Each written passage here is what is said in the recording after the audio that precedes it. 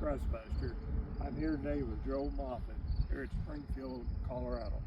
Joel has used our conservation drill, and we're going to get some comments coming from Joel. You have the primary seed box, fluffy seed box, and then your draw defined seed or lagoon seed. I planted feed with this drill, and the ground had no, it was no-till, and I'd had cattle on there when it was wet, so I mean that ground was hard. And by transferring that back, I didn't put any extra weights on it, and it put that seed in the ground right where I wanted it. Were you able to do a little digging and find out where the seed was being placed? I did that, and it was putting that seed right there at that half inch to an inch deep. Right down in that curve. Right down in that curve, which I really appreciate. And well, you have been with the NRCS office, and so you've been gone around. I have. Right? I was with the NRCS for 26 years. Okay. So, so I've seen a lot of different people. I've used different drills, but I've seen other people use a lot of different drills. We talked some about placement. All right. Now, what's going to be your next use for this drill? I'm going to go ahead and plant feed again with it. After my wheat harvest, the field's getting sprayed, and I got good moisture there. I'm gonna go right into that wheat stubble. I'm not working the ground. All I did is spray it, and I have full confidence that this will deliver it right into the moisture that's existing right there. So, you think you'd do it with very little destroying of the residue that you have out there? Yes. Yes, I think it'll all be setting. It'll still be standing up when I go through the field. It will still be standing up. I have no doubt. My name is Don Orney, again with CrustBuster, and I'm with Richard. Richard has used our conservation drill with the fluffy seed and planted a number of acres. Why don't you discuss a little bit what you've actually done with the drill? So basically, they had a cover crop. And so, as far as and it was most of it was in feed, and so it had fell down, and so I didn't have no problem with plugging up, or the old feed from last year, I suppose, right. And I didn't have no problem with it feeding through. I never plugged it up or anything.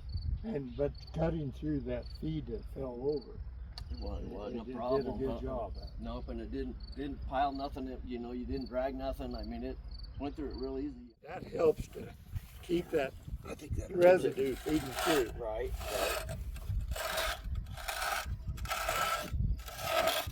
Is that most the kind of residue you're planting in, Richard? It was, yeah. Never in any wheat straw or anything like that? It wasn't, no, it's mostly feed. See, those are 16-inch blades on there also. Right. Versus on a lot of drills, they're only 13 and a half. So you got a bigger blade there for one thing. You got the notch blades, everything cut through it. Now, what did that residue look like after you went through it? I can hardly tell. You could see that. How did you know where to drive?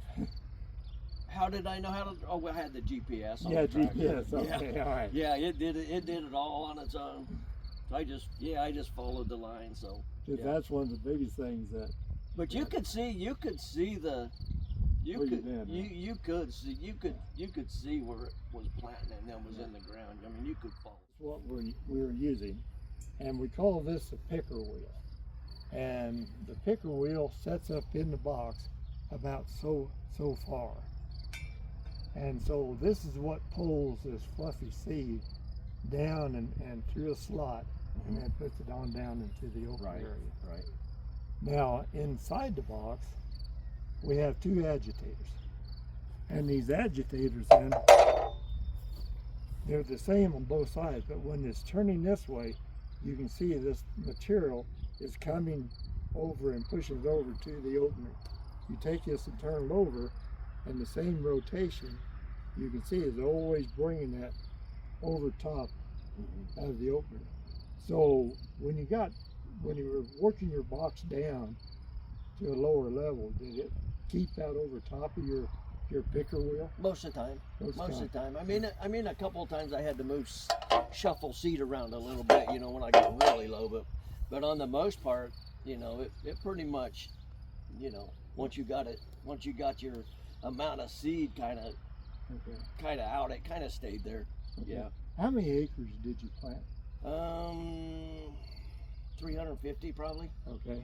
For several different farmers. Never did plug up feeding the seed down through. I'm not talking about with the residue. Yeah. But feeding from the box down. No. Never had any plug. Nothing. Never No, did. not one time. Yeah. Everything fed down like it was supposed to, and yep. And, we really think we have a premier conservation drill here.